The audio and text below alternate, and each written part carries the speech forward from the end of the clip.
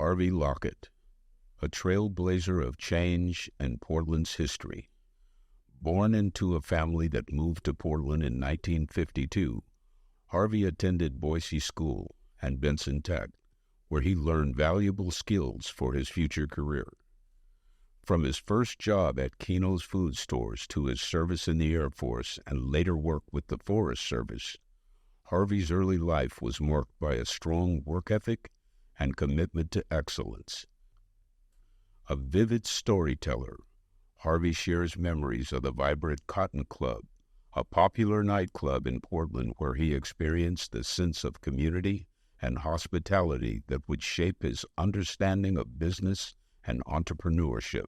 Throughout his career, he has always been guided by the lessons learned from community leaders and his own experiences, emphasizing the importance of paying attention to life's lessons and treating others with respect. I'm Harvey Lockett. I've lived in the city of Portland virtually all of my life. In fact, my family originally is from a little small town in East Texas called Linden. I have two older brothers. They both were born at the old farmhouse. I was born in the hospital in Texarkana, Arkansas. In fact, I was talking within 2 days of my birth because I told my mother that I needed to go back to Texas before the razors started growing in my back. But anyway, I moved out to Portland, the family, in 1952. Portland it's different. It's truly different. Everybody knew everybody firsthand, or second, or third, to where the children growing up, everybody knew who your folks were, where you live, what you were doing, what you're supposed to be doing. And if you weren't, as my older brother Al used to say, if you was out there acting up, our parents got the word before God got the news. Now, this was pre-cell phone, pre-phone in many families, and TV and so on. I entered the second grade. I was a student there at Boise School that was predominantly white at the time, but in Jefferson was a neighborhood high school. So upon graduating Boise, I attended Benson Tech. Back in those days, the trades were a big thing, and learning and acquiring skills to be able to earn a living. And that was a fun experience. Benson was an all-boys school. Girls Poly was the school for girls that would teach nursing and other things that back in those days, people were being channeled into various lines of work or career. At any rate, one of the fun things there at Benson is there was a tradition there. The older brothers would look after the younger ones, and one of the ways they kept us in check is they would walk behind you, walk up on you, and hit you in the chest. But it was their way of letting us know that somebody was in charge, and it wasn't us. In fact, one of the seniors, my freshman year after school, he pulled the freshmen together, said, "We want to talk to you young bloods," as they call us then. And he said, look, one day you're going to be seniors and you're going to be like us. You're going to be in charge. So we're going to teach and show you how to do things when your turn comes. And when you get your turn, don't mess it up. So there's a camaraderie even here today amongst us that attended Benson and went on from there. During high school, I went to work at Kino's food stores. And I recall in interviewing, Mr. Hill said, "Now look, young man, if you are hired, you have to perform your job, do it well, because you're the first, and it's your shoulders that others will stand on as you're standing on others' shoulders as you're looking to proceed." I was the first black box boy, they call us then, where we box the groceries and carry them out to the cars. I worked there my senior year of high school, and one of the primary reasons I went and got a job is because I never was really good at sports. In fact, my freshman year, Coach Senko said, if you're half as good as your brother in basketball, I said, you'll be all right. Well, I quit basketball because being the youngest of the three boys, wherever I went, they had already done it, be it Boy Scouts, Cub Scouts, and so on. When I went into the Air Force, I think of like a wagon train, and I was in the rear wagon. I was getting all the dust. The first time I was able to look ahead and see down the road was when I went in the Air Force because they hadn't done that. So it's just one of those kinds of things of growing up, the relationships and the experiences you have. In fact, when I went in the Air Force, a good friend of mine, Arnold Petrie, we went in under the buddy system, went through training there at Lackland Air Force Base, sent me to Biloxi, Mississippi for radio communication school. When I got on the train going to Biloxi, Mississippi, I told the Lord that if he saw fit to see me get out of Mississippi, and this is 1963, that I'd never go back. I ended up going to school at U of O, Portland Community College, and Willamette University Law School.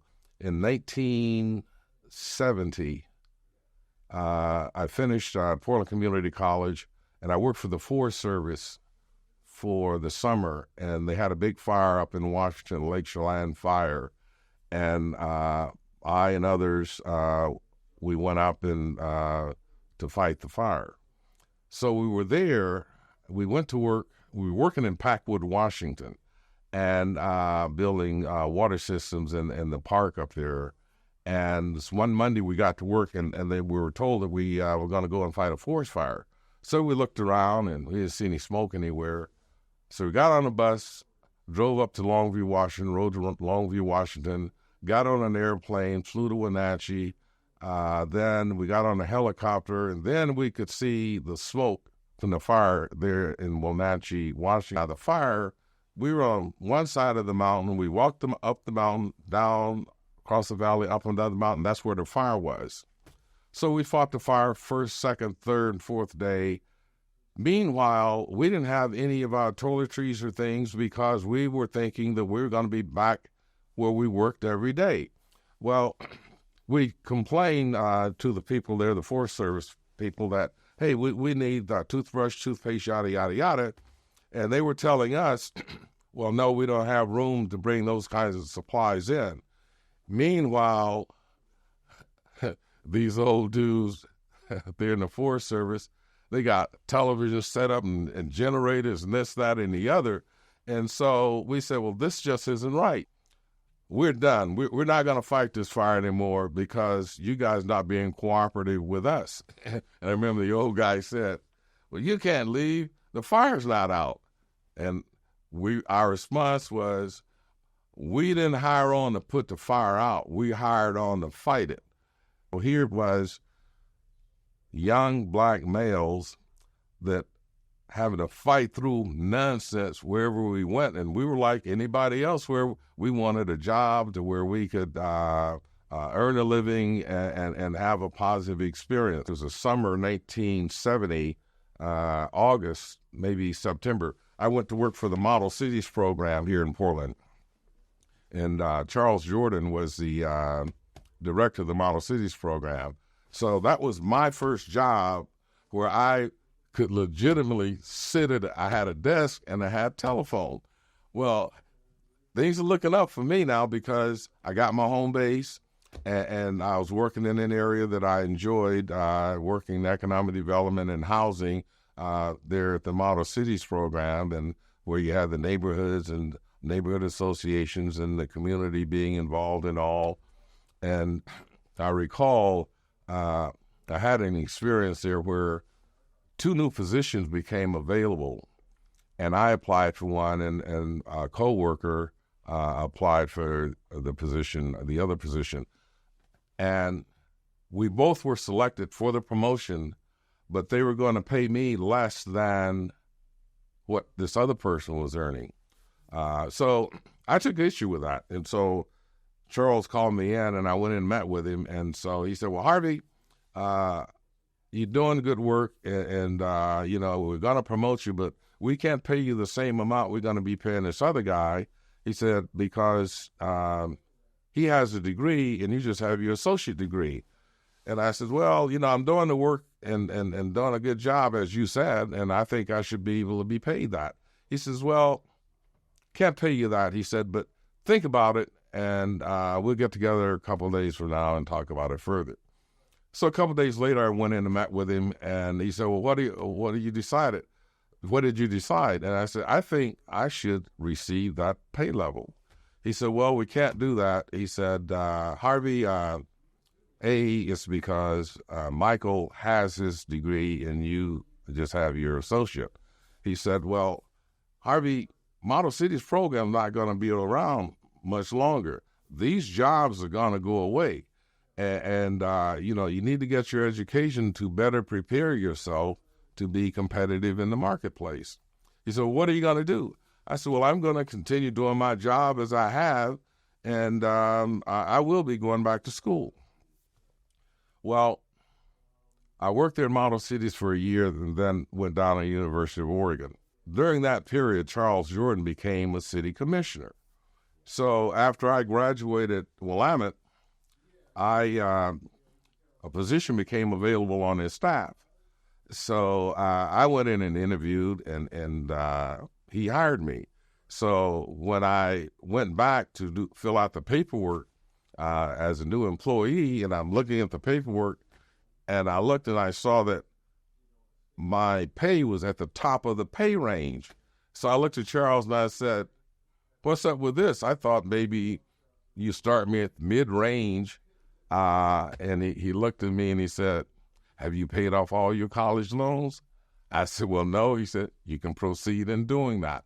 So the point of that experience is, as you go through life, pay attention to what you're doing, because you're going to have an experience today that 5-10 years later, your roads can crisscross, and that crisscross can be positive or negative based on that initial experience you have.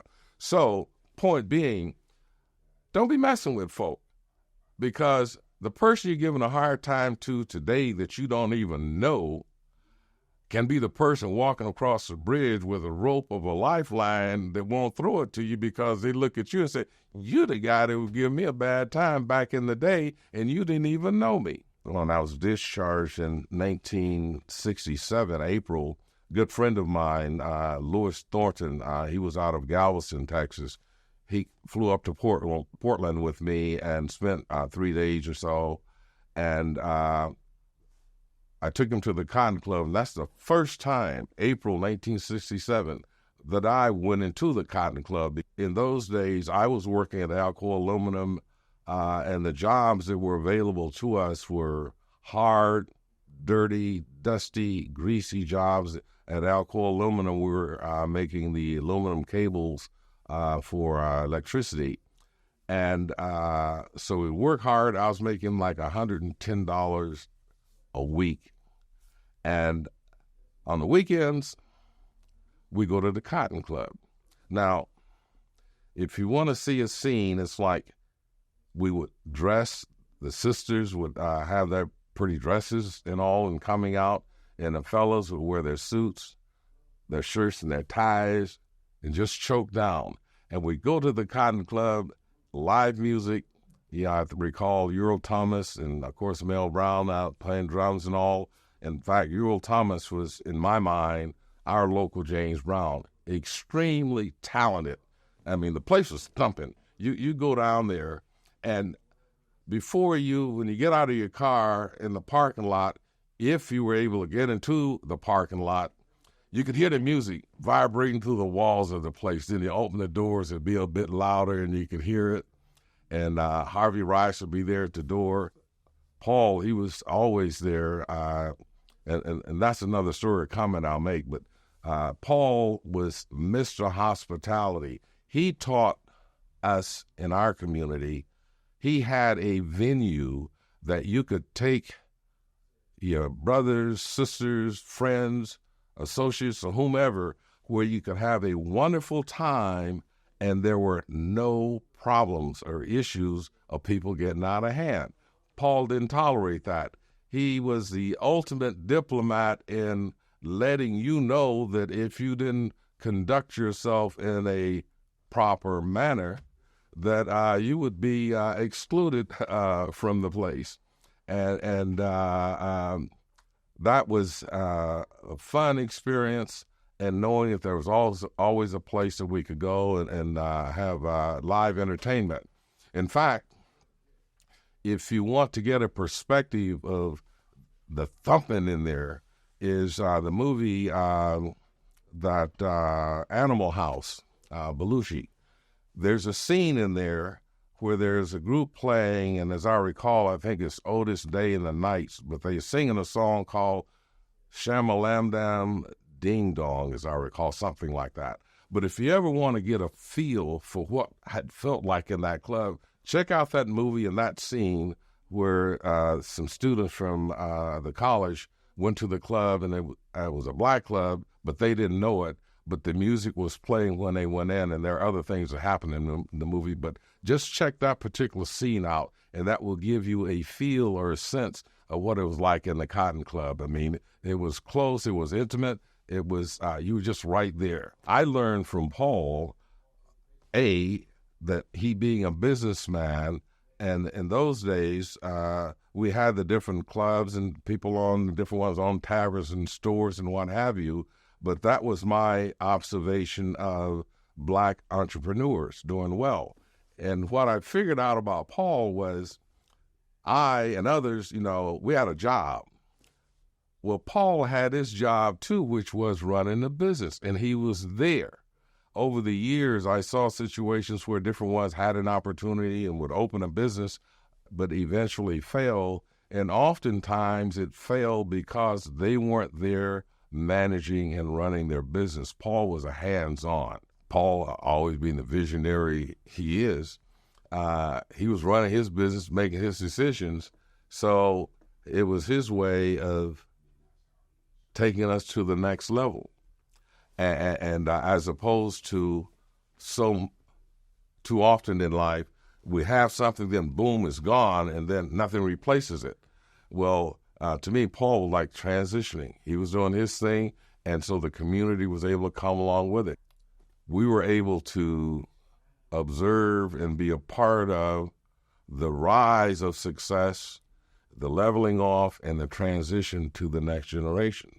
And see, too often, one can be lulled to sleep to think that the world is what they see and only that they see. There are a whole bunch of things going on out there, and if you pay attention, you see that everything is connected and interconnected. For example, I attended as a child growing up, and even as an adult, Vancouver Avenue First Baptist Church. Now, the property there between Fargo and I think Monroe, facing Williams, back in the day, Paul Knowles owned that. Back in the day, Paul Knowles and Reverend O.B. Williams, the pastor at the time, had a gentleman's agreement that if Paul ever sold the property, he would give the church the first right of refusal. Well, some years later, in fact, this may be 15, 20 years ago now, Paul decided to sell the property and form the church, and the church did buy that. So again, this is what I mean about people looking to the future. Reverend Williams' thinking was, as his church grew and expanded, to have property to be able to expand on and so on. So you have those who are visionaries and see ahead, and then those who have no vision and or they do something that flies in the face of the vision. It's when Emmanuel Hospital expanded, and that was that big wrecking ball that just busted up our community as we knew it. And so now everybody is, many people have moved on to what we call the numbers.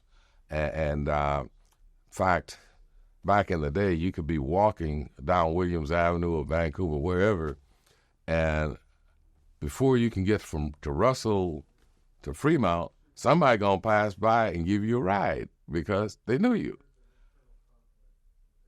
When I'm out 122nd or 181st, so I see more of us out there than here, And those are some long blocks out there. So it's something about having that close proximity and that sense of we belong, that sense of caring. Those kinds of things are lost because, living in the apartments as opposed to single residential homes, where kids, you can go and play in your backyard, and if your ball goes over in the neighbor's yard, you ring the doorbell and say, "Can I go and get my ball?" Which, of course, they said yes, but you didn't go over there because you got permission. There was that sense of responsibility and respect. Whereas living in apartments, nothing wrong with it, but you don't have that sense of getting to know your neighbor and values, liking to, if it's not yours, leave it alone. I think when growing up, our mom always told us, that if you don't have any money, don't go in that man's store. Because if you do, somebody may take something or you'll be accused of stealing something. So that was my first definitive understanding of window shopping, So now, of course, I go past the window and go on in because I have some money. And I think now as things are constantly changing, I think in terms of today with in financials where you can do banking online with your cell phone and so on. And I don't do none of that stuff. And I tell people years ago I was at the bank and I had an issue with my checking account, the balance. So, and working with the clerk, going back and forth and all. So at one point she said, "Well, the computer says." And I said, "Well, let me talk to the computer." And she looked at me like I was crazy. Well, these cards you have now, debit cards, so on and so forth, somebody can hack into the system, take your money out of your card, out of your account, and the bank is not going to put that back. My debit card, I pull out my cash. And when I'm out, I go get some more because I don't have time to be trying to chase down something that's happened to me. And it's not like, back in the old days, a guy gets in the car, goes down and robs the bank. Well, a guy who's robbing your account could be in wherever, some other country and so on. But next generation, you guys can deal with that. I'm not. Because if ever the day comes where cash is not king, or they won't take cash, I'm liquidating and I'm moving up in their mounds. I'm done with it. I'm done with it. As kids, we used to go and sit on the sidewalk, big picture window, and they had the little TVs inside, black and white, and we used to sit on the sidewalk in front of the big window and looking at the Cisco kid. Couldn't hear nothing, but those were our experiences, and different ones who did have a TV, if they had an antenna on top of the house, you knew they had a TV. If not, well, So again, growing up and over the course of the years with different life experiences and observations and all, I have had a wonderful life experience, but I had opportunities, and someone took the time to coach, to help, to assist me in moving forward as I thought I wanted to.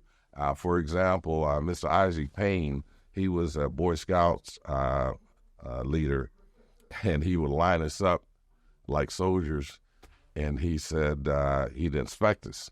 And at some point, he would point to one and say, "Look at you. Your hair's not combed, your shoes not shined, your clothes are wrinkled." He said, "If you don't know what the hell you're doing, ask somebody."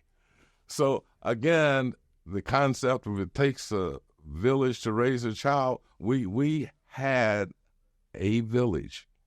And as a result of that, we were able to grow up and be successful in spite of all of the things that were occurring that were against us. took a political science course, and I finished the exam and left. And the professor, the next class, he said, Harvey, I want to see you after class. So I went to his office. He said, what's wrong? I said, well, what do you mean? He says, well, you finished your test early, and they said you did great on the test. He said, but it seemed like something's bothering you. And I said, there is. He said, well, what's that? I says, well, I have had, and I'm having my experiences, and I'm trying to learn and taking these courses, but I'm not learning what I want to know, because what I'm being taught and all isn't what I'm experiencing out there. And I never forget, John leaned back in his chair, in a swivel chair, and he reached back. He said, oh, you're one of those guys. You're one of those guys. And he started pulling down books on this bookcase behind him. And he said, read this, read that. Had to do the regular classwork. But I would go in after class and meet with him for the remainder of that semester. And he said, every now and then I get one of you guys who are looking up and beyond. And he said, somebody's got to keep them, use the SOB word, honest. That's when my education started. Somebody heard my plea, my cry. So when I transferred down to U of O, I met my counselor when I enrolled, and the next time I saw my counselor was when I graduated, and he said, well, normally I'm meeting with students over the course of the semester or the term. He said, but I've been keeping track of you, and you've been doing just great. And I said, well, I didn't need that. Point being, I figured out my path because John Olson heard my plea earlier. And after that, I ended up going to Willamette University Law School and graduated there. But I was trying to reconcile the American dream, the American laws with regard to the Constitution, this, that, and the other, in my life experiences, and they were different as day and night. And never took the bar exam. I really never wanted to be a lawyer. I just was trying to figure it out. And had I not had that experience and those opportunities, I would have either been dead, strung out on drugs, an alcoholic, or something. So that experience gave me the tools to negotiate my path of life. There are people out there, if you listen and pay attention, they're like a guidepost to where somebody hears your plea, to where you're able to figure it out and move forward to try to be the best you can be in whatever you want to be. Young people now, when they talk about the different professions and so on, and everybody wants to be a doctor, lawyer, Indian chief. My thought, for me, what worked for me was figure out what you don't want to do and look at what's left. And you got to do something to survive. So I knew, for example, that I don't like being outside in the weather. I'm more comfortable if I can go to work the same place where it would be like my home base. I know, for example, that I'm not a salesperson. I worked for IBM for a while, and it was a fun experience. Made some nice money, but it's just not my cup of tea. I'm not a salesperson. And here's the most critical point. Is it fun? And if it's fun, then do your research to see, can you make some money doing what's fun? That's your direction for your career. So over my career, I had fun doing the work. I mean, it was a joy. And so when you think of being able to do that and have that kind of experience, the value of your life is increased to where you feel good about yourself and what you're doing. That's my story, and I'm sticking to it. But life is good. Life is good. Thanks for tuning in to Oregon Hidden Legacy. For more information about this podcast, go to OregonHiddenLegacy.org.